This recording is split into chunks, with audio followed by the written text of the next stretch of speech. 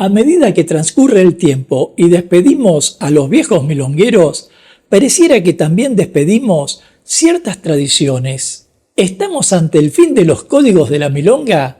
En este video lo vamos a ver. Seguime hasta el final. Mi nombre es Gustavo Bensé-Crisabá y hoy te quiero compartir una inquietud para que me ayudes a pensar más claramente. Y estoy hablando de un tema que hasta antes de la pandemia parecíamos defender todos los que llevábamos más de 20 años en el mundo milonguero, pero que después de la pandemia, como si se le hubiera dado una vuelta de página a la historia, la cosa comenzó a cambiar. No digo que ya no hayan códigos en la milonga, pero sí me parece que estos se vienen relajando cada vez más. Todavía hay gente, es cierto, que prefiere la invitación por cabeceo o que baila solo con su pareja si se sienta con ella. Pero en este último año vengo notando tantos cambios que se me ocurrió compartirte esta inquietud para que juntos podamos pensar estos nuevos tiempos. Y creo que hay varios motivos por los cuales los códigos de la milonga se ven más relajados. Pero voy a tratar de explicarte aquí una serie de puntos que podríamos considerar como los responsables de este antes y después. ¿No podríamos decir un mientras tanto para no ser tan rígidos? En primer lugar, se me ocurre que hay un cambio en las normas sociales. Normas sociales y culturales, para ser más específico. Tengo la sensación de que las nuevas generaciones de milongueros y milongueras, y no me refiero a la edad cronológica, sino a la edad de tango, tengo la sensación, decía, que esas generaciones entraron en una época más flexible y abierta en cuanto a la interacción y el baile en la milonga, y que, en consecuencia, eso restó cierta importancia a los códigos. En segundo término, también me parece que la postpandemia hizo que mucha gente dejara de asistir a la milonga y se dedicara a otras cosas, lo cual me hace pensar que para atraer mayor público, algunos organizadores, y aquí sí diría jóvenes organizadores, redujeron las exigencias tradicionales. Y en esto también me parece que tuvo una importancia crucial el uso de redes sociales, porque a través de diferentes plataformas se comenzó a expandir el concepto de milonga informal, milonga alternativa o milonga abierta para todos, y que generó en muchos casos que, sobre todo aquellos que recién comenzaban en el tango, se sintieran más libres en cuanto al comportamiento en la pista, las formas de bailar y de invitar a bailar, sin mencionar todo lo que significó la inclusión de las diversas opciones de género.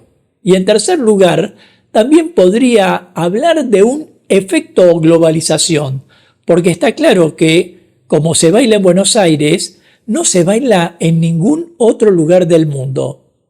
Al menos del mundo que yo conocí, que resumiría en América, Inglaterra y varios países de Europa.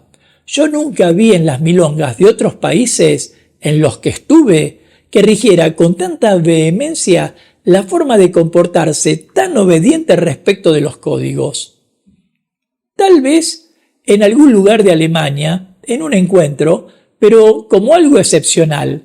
En el resto de los países no lo vi. Y esos milongueros y milongueras que llegan a Buenos Aires, en varios casos, al no conocer ciertas modalidades de algunas milongas locales, o porque traen su propia cultura de baile, imponen otra forma que para muchos termina siendo liberador, podríamos decir. ¿No será un término demasiado revolucionario? También podría agregar que el tango, como cualquier forma de arte, está en constante evolución y adaptación, lo cual significa que así como cambian los estilos de baile y empezamos a escuchar los viejos tangos interpretados por nuevas orquestas, también cambian las prácticas asociadas a la milonga. Está claro que el tango está vivo y como el ser humano es un ir siendo. Así que no sorprendería que estuviésemos presenciando el fin de algunos códigos y el nacimiento de otros que aún no podemos ver con claridad. Pero en honor a la verdad, yo tiendo a pensar que muchos de estos cambios también obedecen a los derechos que vino ganando tanto la mujer como varios sectores que solían ser marginados, ya sea por prejuicio o por la preservación de las tradiciones.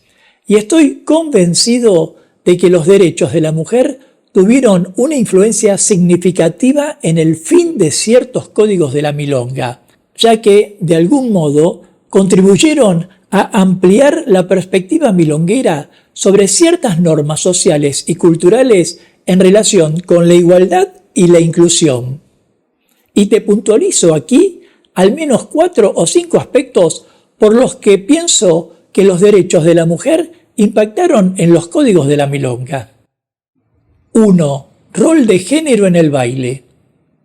Tradicionalmente, en el tango, el varón asumía el rol de líder y la mujer el rol de seguidora.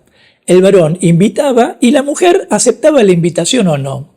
Sin embargo, la lucha por la igualdad de género y los derechos de la mujer llevaron a cuestionar y replantear estos roles en el baile, a tal punto que esta situación terminó por resultar en una mayor aceptación de roles invertidos, neutrales o compartidos en el tango, roles en los que la pareja puede alternar acciones, quien lidera sigue y quien sigue lidera, como para graficarlo de algún modo, independientemente del género que represente. 2. Códigos de vestimenta y apariencia. A nadie escapa que algunos códigos de vestimenta en la milonga a menudo impusieron expectativas específicas sobre cómo debían vestirse y presentarse las mujeres. Todos sabemos que una ropa sexy atrae más la mirada, pero ahora la promoción de la igualdad de género y los derechos de la mujer llevaron a que exista una mayor libertad en la elección de la vestimenta y la expresión personal en la milonga, lo cual permitió que cada persona pueda sentirse más cómoda y auténtica en el salón. 3. Invitación y consentimiento. Ya no importa quién sea cada uno, cualquier persona puede invitar a bailar a cualquier otra y esa otra puede aceptar o rechazar la invitación. Aunque en materia de caballerosidad, generalmente el varón acepta las invitaciones de la mujer, algo de lo que te hablé en el video Cómo ellas invitan a bailar el tango, que podés ver en este canal. 4. Inclusión y participación. Si bien existen varios hombres que organizan milongas, no cabe duda que si alguien sabe organizar muy bien, es la mujer. Y en ese sentido podríamos decir que a medida que las mujeres asumieron roles más prominentes en la comunidad de tango, también se asumieron cambios más notables en los códigos y prácticas de la milonga que reflejaron una mayor inclusión y equidad. Y vaya como un ejemplo la aparición de la tanda de las mujeres, la tanda en la que las mujeres invitaban a bailar a los varones, que fue como el primer paso que se dio hace por lo menos 10 años en una milonga organizada por una mujer para generar un cambio de códigos. 5. Empoderamiento y expresión. Y podríamos agregar como un quinto punto que esos derechos ganados por la mujer también podría empoderarla en la milonga en función de cómo expresarse y experimentar con el baile, a veces de manera más abierta y libre, lo que a su vez podría generar una variación en la forma que se practique en el tango.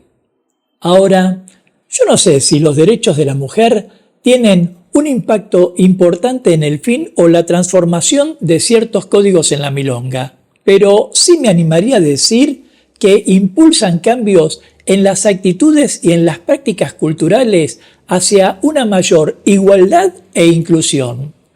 No obstante, a pesar de estas tendencias, también creo que hay un sector amplio que desea preservar y mantener las tradiciones milongueras. No me cabe duda que hay maestros que transmiten los códigos que siguen rigiendo en algunas milongas de Buenos Aires, no solo para asegurar su supervivencia, sino para generar un equilibrio entre la adaptación a los cambios culturales y la preservación de un legado histórico del tango. Por supuesto, yo te compartí toda esta serie de puntos que me parecieron primordiales, pero también debo aclarar que esta es la mirada del tango de Buenos Aires y que no escapa a mi conocimiento que cada milonga, cada pueblo o cada región y hasta cada país tiene sus propias normas culturales y que mucho puede diferir con lo que cuento y hasta parecer divertido. Pero lo cierto es que para quienes vivimos en esta ciudad, llevamos tantos años entendiendo el tango de determinado modo que no deja de sorprendernos la cantidad de cambios. Y son esos cambios que te hacen preguntarte, ¿me adapto, renuncio o sigo manteniéndome en mi posición? Seguro que cada uno tendrá su respuesta, pero en lo que a mí concierne, no me estoy identificando con ninguna de esas tres posibilidades, sino que estoy en el trato de entender lo que ocurre.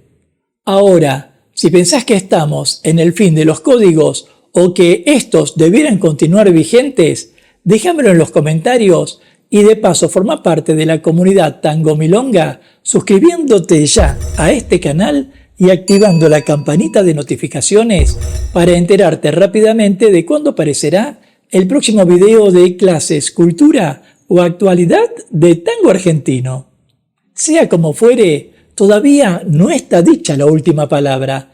Ya sabemos que el tango es flexible y todo lo que va hacia un lado luego vuelve a recobrarse. Pero lo que sí sabemos es que mientras tanto debemos disfrutar del baile y la milonga, aunque estos tiempos nos presenten sus desafíos. Nos vemos en breve mientras paso a paso pasa la cultura.